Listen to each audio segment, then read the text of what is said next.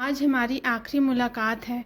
एक दिन की बात है, आरोही सुबह पार्क में टहलते हुए जा रही थी। तभी उसे एक रोती हुई बच्ची मिली।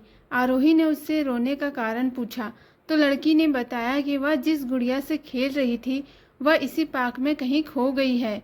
आरोही ने उस बच्ची को उसकी गुड़िया ढूंढ लाने का आश्वासन दिया, जिससे वह बच्ची चुप हो गई। आरोही ने गुड़िया ढूंढने के लिए समय मांगी और फिर दूसरे दिन गुड़िया लाने का वादा करके वहां से चली गई।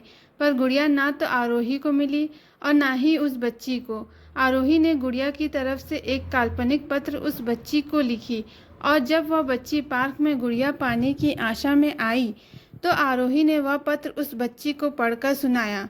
पत्र इस प्रकार था: कृपया रोना मत, मैं समय समय पर उस गुड़िया के बारे में तुम्हें लिखती रहूंगी, बस तुम रोना मत।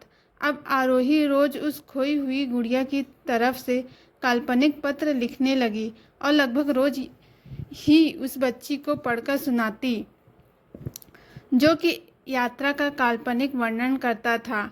आरोही ने इस काल्पनिक लेकिन रोचक वर्णन ने उस बच्ची को रोने नहीं दिया। वह खुशी खुशी अपनी गुड़िया की घुमकड़ी के किस्से सुनने लगी। अब वह खुश रहने लगी। एक दिन जब काफ़ी कहानियाँ हो गई तो आरोही ने एक दूसरे गुड़िया उस बच्ची को लाकर दी। जाहिर है वह गुड़िया बदली हुई थी।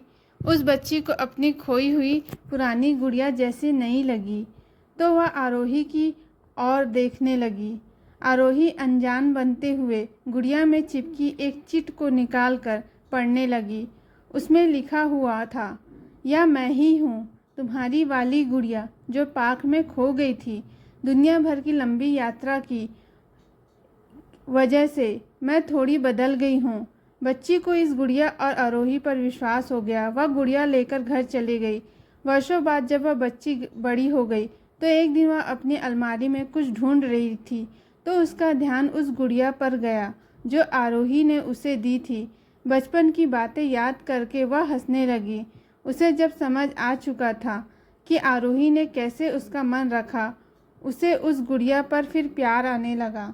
वह उसे बड़े गौर से देखने लगी। तभी उसकी नज़र गुड़िया की फ्रॉक की आस्तीन में छुपे एक छोटे से पत्र पे गई। उसने बड़ी व्याकुलता से वह पत्र निकाला और पढ़ने लगी।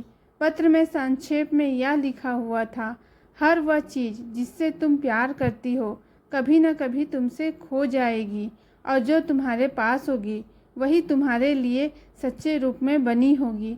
रूप भले ही भिन्न होगा पर प्यार एकदम खाली सा होगा। जीवन में